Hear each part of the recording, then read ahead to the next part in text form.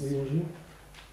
J'ai juste une question qui est un petit peu hors sujet là, par rapport au débat. Aujourd'hui, je veux quand même demander à M. Mérieux comment il réagit aux nombreuses suppressions de postes qui ont eu dans l'éducation nationale, alors qu'il a lui-même pendant très longtemps opposé les moyens à la qualité, à la quantité en termes sur la question de l'école. Est-ce qu'il n'y a pas une petite responsabilité?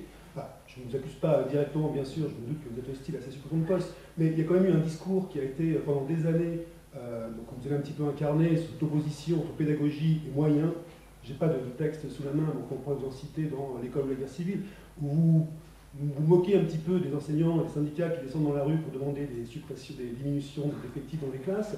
Or actuellement, ce qui n'aurait pas été à l'époque, il n'aurait pas eu d'un peu plus prudent dans ce type d'analyse. Je pense surtout qu'il y avait des gens en face qui avaient les oreilles grandes ouvertes, si je puis me permettre. Alors, je note aussi d'autre part que votre discours, quand même, j'étais agréablement surpris par la distance que vous prenez quand même par rapport à certains, comme vous avez dit, à l'utilisation de certains termes qui viennent quand même des courants pédagogiques. Je pense au niveau de projets, par exemple, vous avez été assez clair là-dessus. Mais est-ce que là aussi, il n'y a pas un travail de critique interne dans la pensée pédagogique sur une instrumentalisation de cette pensée par notamment les politiques libérales? Est-ce que vous n'avez pas même vous-même, en tant que directeur et formateur en UFM, une certaine responsabilité quand même dans le discours sur l'école dont on voit actuellement les dérives, dont on sent actuellement les effets? On va prendre plusieurs questions avant de... Parce que sinon, il n'arrivera pas à vous dire.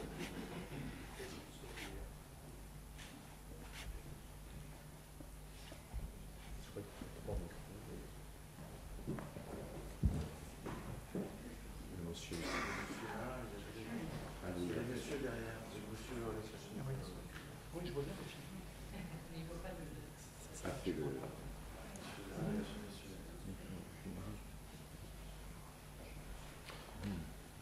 Bonjour, Adrien Ferraud, Frères d'Humanité. J'ai entendu beaucoup de choses et puis j'ai entendu aussi quelque part une défense de l'école traditionnelle. Je pense que le problème n'est pas là. Je pense qu'effectivement, compte tenu des choses en mouvement, de ce qui se passe, ce n'est pas la question de savoir si les savoirs traditionnels doivent revenir contre les politiques du marché. Aujourd'hui, ce qui est l'enjeu, à mon avis, c'est clairement un projet civilisationnel.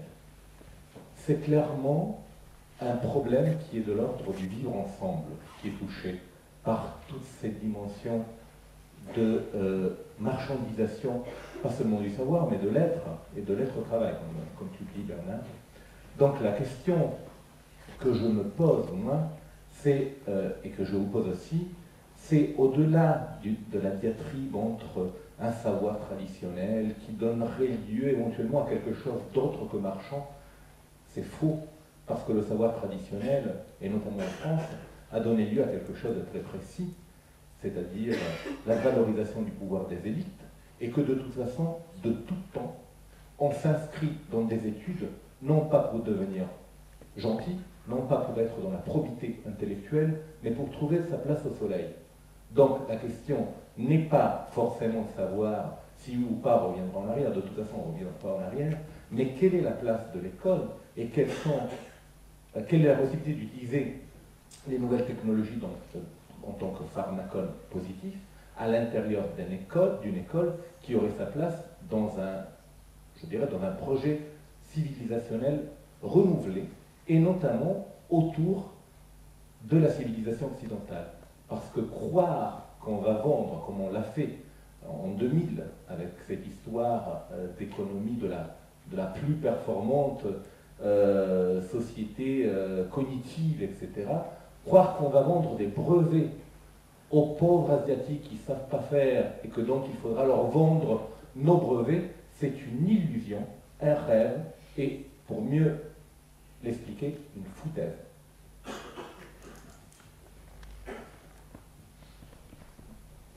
Emmanuel Lazinier, je suis ingénieur spécialiste en technologie du web. Donc j'étais intéressé d'apprendre que ma discipline n'existait pas dans notre monde. Parce que, alors par ailleurs, je suis créateur aussi d'une association philosophique autour d'Auguste Comte, pour préciser que je ne suis pas ingénieur au sens étroit du terme. Bon, j'ai vraiment eu l'impression de débarquer ici dans une autre planète, vraiment, complètement. Hein. J'aimerais savoir combien de gens dans la salle sont des enseignants et combien appartiennent aux clients, hein, de l'enseignement. Bon, parce que c'est pas possible de tenir des discours comme ça, hein, si on n'est pas devenu un nationaliste fidèle. Je suis désolé, mais bon, essayez de passer ça à la télévision, bon, les gens seront complètement effarés. Hein. Bon, ça c'est ma première. Alors je vais vous donner un exemple. Bon, j'aimerais que M. Laval m'explique qu'est-ce que c'est que l'idéal de l'émancipation. Alors de quoi s'agit-il d'émanciper donc les fidèles, je ne sais pas, le croyant, de quel péché originel s'agit-il? Voilà.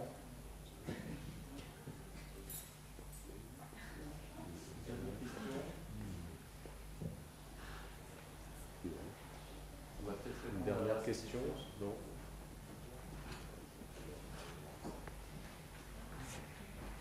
Qui veut répondre? Qui veut commencer? Qui veut dire quelque chose? Question là. Oui, je n'ai pas entendu, vraiment ici, en tout cas à la tribune, une défense acharnée de l'école traditionnelle, des savoirs anciens, etc.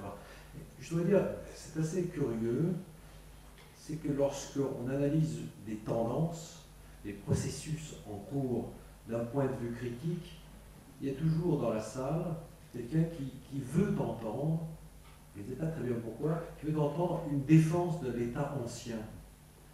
Or, il ne s'agit absolument pas de cela. C'est-à-dire, je crois qu'à la table ici, suivant de gens qui ont un certain âge, disons, et qui ont passé leur vie, je dirais, dans des combats, dans des luttes, et en particulier avec sans doute des points de vue différents, mais dans des luttes contre des situations inégalitaires à l'école, des dimensions de pouvoir inacceptables, etc. Suffisamment pour qu'on, je crois qu'on ne nous fasse pas ce procès d'archaïsme, de corporatisme ou de posture réactionnaire. Quand j'ai dit idéal d'émancipation, c'est un fait. Je crois qu'Auguste Comte aimait bien les faits. Il aimait les faits, Auguste Comte. Voilà. Oui, il aimait les faits. Et les faits, c'est quoi? C'est qu'en effet, l'école, d'abord religieuse, s'est ordonnée autour d'une idée de salut, et que l'école publique, qui naît à travers un certain nombre de philosophes qui ont en effet posé en quelque sorte cet idéal d'émancipation, je pense à Condorcet, maître à penser d'Auguste Comte, a fixé précisément comme orientation et comme objectif à l'école publique un idéal d'émancipation, c'est-à-dire celui des Lumières. Ce que nous disons, c'est cela, pas plus. C'est que, en réalité, les combats qui ont été menés au XIXe siècle et au XXe siècle se sont déroulés sur le terrain de l'émancipation. Et encore aujourd'hui, des courants de pensée, des tendances qui s'appellent justement école émancipée, émancipation, etc., qui relèvent de cet idéal. Et précisément. Émancipation de quoi? Vous n'avez pas répondu. Mais deux choses, oui, deux choses. Au XVIIIe siècle, l'émancipation des aveuglements, des superstitions religieuses, des dogmes. En particulier théologiques, absolument. Et chez Condorcet, c'est clair que la grande référence est une référence scientifique et mathématique. Bien.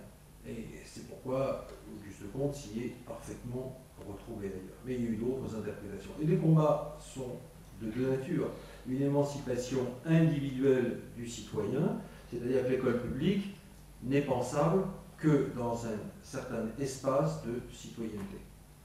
C'est-à-dire qu'en fait, une des questions que l'on doit se poser aujourd'hui, si l'idéal d'émancipation disparaît et est remplacé par la norme d'employabilité, comme je le crois, c'est que précisément ce qui s'abolit aujourd'hui, et c'est extrêmement grave, me semble-t-il, c'est précisément ce que nous avons appelé, ce que nous appelons toujours tout simplement la démocratie.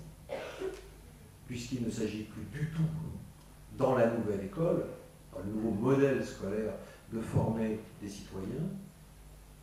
Sinon, je lui dirais en fin de phrase, ou en fin de page, en note de page, ce dont il est question aujourd'hui, c'est de former, pour l'essentiel, le travailleur flexible. J'ai personnellement beaucoup apprécié l'idée de prolétarisation de l'esprit. Il me semble qu'en effet, dans tout ce qui a été dit, il y a une espèce de surdétermination de ce processus de prolétarisation. Juste une phrase qui me semble importante chez Marx, qui disait, excusez-moi de citer encore Marx, mais dans la production marchande, la valeur d'usage n'est absolument pas une chose qu'on aime pour elle-même. On ne produit ici de valeur d'usage que parce que, et dans la mesure où elles sont le substrat matériel, le support de la valeur d'échange. C'est ce qu'a dit Bernard Stiegler. C'est exactement ce qu'a dit Bernard Stiegler. C'est-à-dire qu'en réalité, dans la nouvelle école et dans l'économie de la connaissance, qui gouverne désormais les transformations de l'école, donc dans ce capitalisme de la connaissance, dont il faudrait plus parler que d'économie de la connaissance, on n'aime pas la connaissance pour elle-même. On ne l'aime pas non plus en rapport à la formation d'un citoyen. Tout ça étant évidemment pris dans un discours d'idéalisation, ça je veux bien le croire. On n'aime pas la connaissance en rapport à la formation d'un citoyen. Finalement, on ne l'aime qu'à la condition qu'elle soit le support justement de cette vente de soi d'un côté et du profit de l'autre quand il s'agit de l'innovation.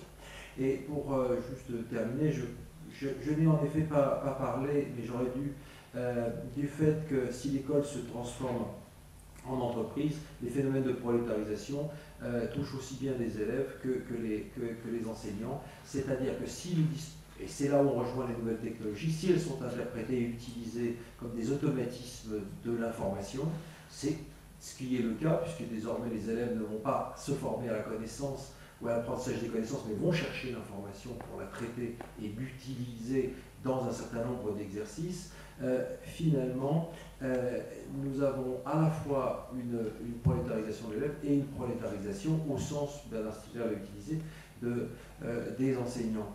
Et je crois que si on voulait faire des connexions intéressantes, on devrait se poser la question du rapport qu'il y a entre le développement de la numérisation de l'école telle qu'elle est pensée aujourd'hui et la destruction de la formation des enseignants. Il y a là quelque chose quand même d'extrêmement intéressant à penser. Parce que s'il y a prolétarisation, il y a expropriation. Expropriation en particulier de la formation et du métier même d'enseignant. Et donc, cette destruction de la formation doit être mise, me semble-t-il, en rapport avec l'automatisation de la connaissance, ou plutôt de la connaissance conçue comme une série d'éléments d'information éventuellement utilisables de façon marchande. L'école de tout temps a prolétarisé. Ah bon. Attendez, une seconde, parce que Philippe Diario, vous voulez dire quelque chose, Philippe ou... Ouais, vraiment très brièvement sur la question des moyens, je ne veux pas entrer dans un débat qui serait vraiment très long et compliqué, qui me paraîtrait nécessaire, effectivement. Moi, je n'ai jamais dit qu'il ne fallait pas de moyens, j'ai simplement rajouté que les moyens n'exonéraient pas de l'examen des conditions de leur bon usage. Voilà. Ce qui ne me paraît pas en soi ni révolutionnaire ni scandaleux. Sur le nombre d'élèves par classe ? Comment ? Sur le nombre d'élèves par classe ? J'ai pu dire effectivement que la question du nombre d'élèves par classe était une question qui pouvait être débattue. Et Ah, tout à fait, oui. Ah, je pense qu'il y a toute une série de situations d'enseignement. Au lycée, au collège, on a plus d'importance. Mais attendez, je n'ai pas dit lycée, collège, école maternelle.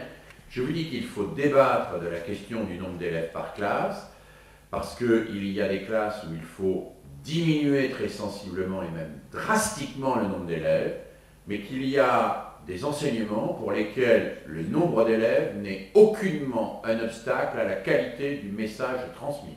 Ce n'est pas parce que vous avez beaucoup de monde dans un théâtre que les gens qui vont au théâtre apprennent moins que ce qu'ils voient au théâtre. En revanche... Non, attendez. Ah mais attendez. Si vous voulez qu'on discute de la question des effectifs et qu'on sorte les statistiques sur la question des effectifs et les corrélations entre les résultats des élèves et les statistiques de classe, je veux bien le faire. Mais il y a au moins 7 variables à mettre en jeu dans la question des statistiques. Outre l'âge, les contenus de savoir, les méthodes, etc., etc. Bien évidemment que le nombre d'élèves par classe, quand il augmente dans un certain nombre de situations, et en particulier dans les situations relatives aux écoles maternelles et aux écoles primaires, bien évidemment quand il s'agit de l'apprentissage de la langue, ça devient un handicap absolument majeur pour les élèves, et en particulier les élèves les plus difficiles. Et je n'ai jamais dit le contraire à aucun moment de ma carrière. Si je l'ai dit, alors vraiment c'est un état de totale ébriété. Et j'en ai très peu. Sur la question donc des moyens, je pense qu'il faut regarder la manière dont les moyens sont utilisés.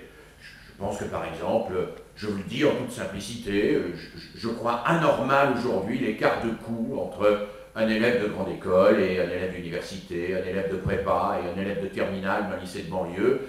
Je trouve qu'il ne suffit pas de dire qu'il faut augmenter les moyens, il faut peut-être regarder pourquoi aujourd'hui l'école à Lyon du lycée du Parc à elle seule coûte plus cher que le budget de fonctionnement d'un collège de 500 élèves de banlieue. Et nous sommes aussi tributaires de cette répartition-là, et nous sommes aussi coupables de ne jamais avoir regardé de près qu'il y avait aussi chez nous des gens qui passent leur temps à arroser là où c'est mouillé. Parce que là où c'est mouillé, on sait que c'est mouillé, on sait qu'il faut arroser. C'est, je vous le rappelle, le principe du pilotage par les résultats. Bon, on arrose là où c'est mouillé, où là ça produit de bons résultats. Sur la question, avons-nous été nous-mêmes critiques? Je crois que oui. Je crois que le problème, je m'excuse des trucs, mais dans le temps qui m'est donné, je ne peux pas être autre chose que la lumière. Le problème n'est pas l'autocritique des pédagogues, c'est l'inculture des antipédagogues. Voilà. Les pédagogues ont été de très loin les plus critiques sur la pédagogie depuis très longtemps. Bon, depuis très longtemps. La non-directivité était démolie par les pédagogues avant, mais bien avant, que les antipédagogues la dénichent pour en faire un épouvantail. Et de la même manière pour la pédagogie par objectif, etc. Nous avons toujours été infiniment plus sévères avec nous-mêmes que nos adversaires. Simplement, il y a un phénomène que nous pouvons et que nous devons étudier, et qui d'ailleurs devrait intéresser Bernard Stiegler et son équipe, qui est la manière, et je l'ai évoqué très brièvement tout à l'heure, dont l'institution technocratique de l'éducation nationale s'est ressaisie à un certain nombre de moments d'une sorte de vulgate pédagogique dépassée, et qui était elle-même une vulgate, je veux dire, un peu archaïque, pour en faire un outil de management, et j'emploie le terme management à dessein, d'un système autocratique dans lequel aujourd'hui nous pratiquons avec particulièrement d'agilité un autoritarisme ultra-étatique et un libéralisme extrêmement insidieux. Et je crois que la nouveauté de ce que nous vivons dans l'éducation nationale aujourd'hui, c'est cela.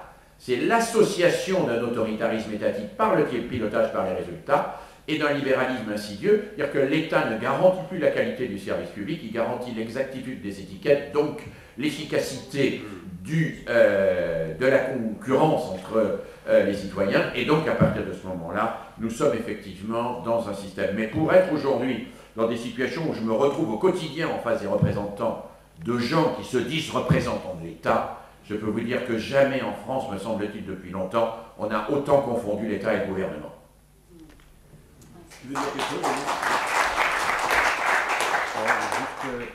Juste pour confirmer que pour personne à cette table, il ne s'agit de rétablir en quoi que ce soit l'école traditionnelle avec ses savoirs traditionnels, c'est pas de ça qu'il s'agit. Et personne n'est à cette table ennemi de l'introduction ou de l'usage réfléchi des technologies numériques dans l'enseignement d'aujourd'hui à tous les niveaux.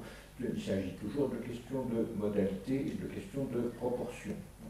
Et simplement, c'est pas parce qu'on dit, s'agissant de jeunes sujets qui, je ne crois pas qu'ils cherchent à se faire une place au soleil, s'agissant des élèves d'école maternelle ou d'école primaire, il s'agit d'autre chose. Il s'agit d'un certain nombre de besoins dont il revient à nous de savoir comment les remplir. Donc, s'agissant de cela, naturellement, il faut ménager l'usage de l'outil numérique qui ne peut pas être de leur part aussi intensif qu'il ne soit pour des étudiants qui sont complètement investis dans un champ de recherche, etc. Mais bien entendu, il y a des modalités à trouver. Mais le point est qu'il y a des besoins primaires qui peuvent éventuellement, dans le remplissement desquels le numérique a éventuellement un rôle à déterminer, mais qui se définissent quand même en eux-mêmes autrement, à la manière dont je crois assez consensuellement nous les avons définis. Moi, je voudrais dire aussi. Ah, pardon. Non, juste pour ne pas réintervenir, dire que dans le cadre de ce qu'a dit Bernard Stiegler, je crois qu'il y a des propositions à faire. Moi, je voudrais juste en faire de très simples pour compléter ce qu'a dit Bernard Stiegler.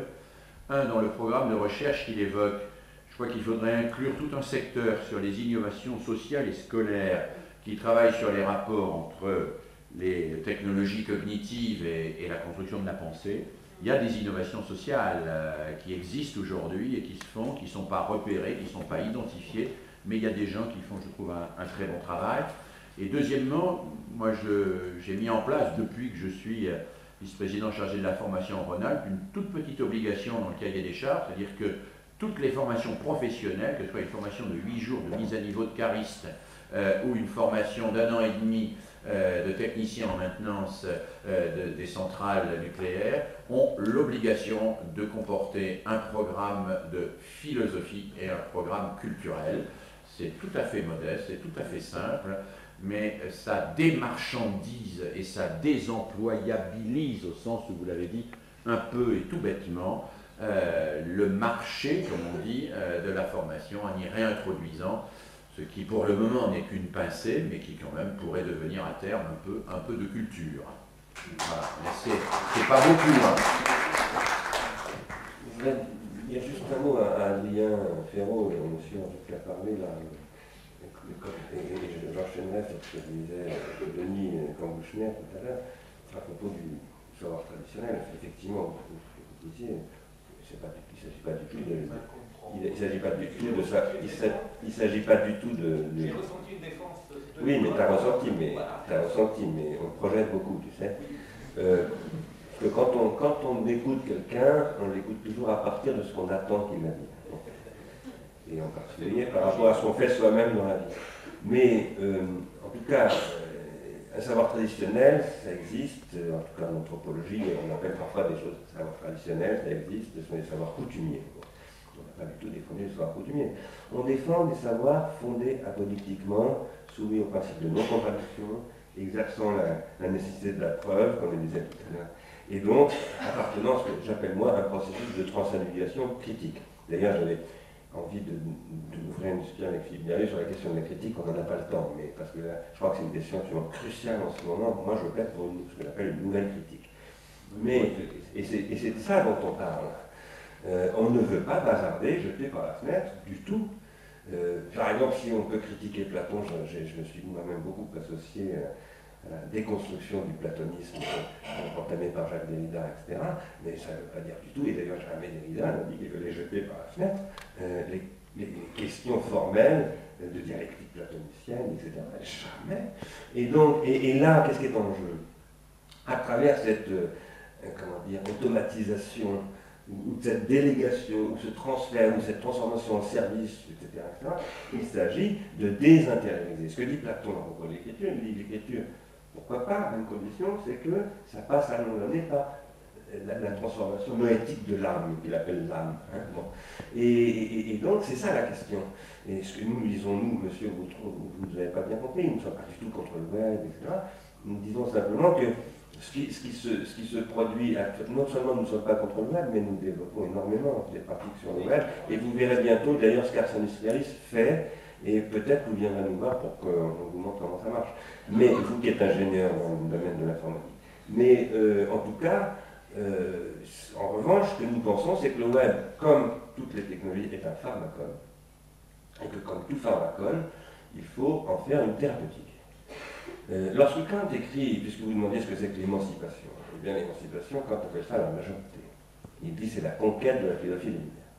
Qu'est-ce que c'est que la majorité selon Kant? C'est effectivement, ça rapporte à la capacité, libération des dogmes religieux, etc., ça rapporte à la capacité de promouvoir son autonomie. Si on veut parler dans un langage qui mériterait d'ailleurs des commentaires, des approfondissements, parce que ici, à Arsène Sénèque, nous posons que l'autonomie est toujours sous dépendance, c'est-à-dire qu'on n'est jamais purement autonome, on est autonome dans un milieu pharmacologique. Et Kant le dit lui-même. Kant dit... L'individu tout seul n'est pas capable de s'orienter, c'est ça? Et, non, c'est pas ça. Et Kant dit, mais vous êtes cultivé, vous avez dirigé une école kantienne, donc vous devez connaître Condorcet et Kant. Et Kant dit que le livre, par exemple, y compris ses propres livres, peuvent être un poison. Et que si on lit Kant, si on utilise Kant comme simplement un truc qu'on va aller répéter comme un perroquet, il vaut mieux ne jamais lire Kant. Et qu'un médecin, dit-il, qui par exemple va vous rendre dépendant de lui, au lieu de vous donner, de transférer la charge d'avoir votre propre thérapeutique, est un mauvais médecin, et un médecin aliénant. Voilà. Donc vous voyez, c'est des choses un peu élémentaires, on est un peu bébête, mais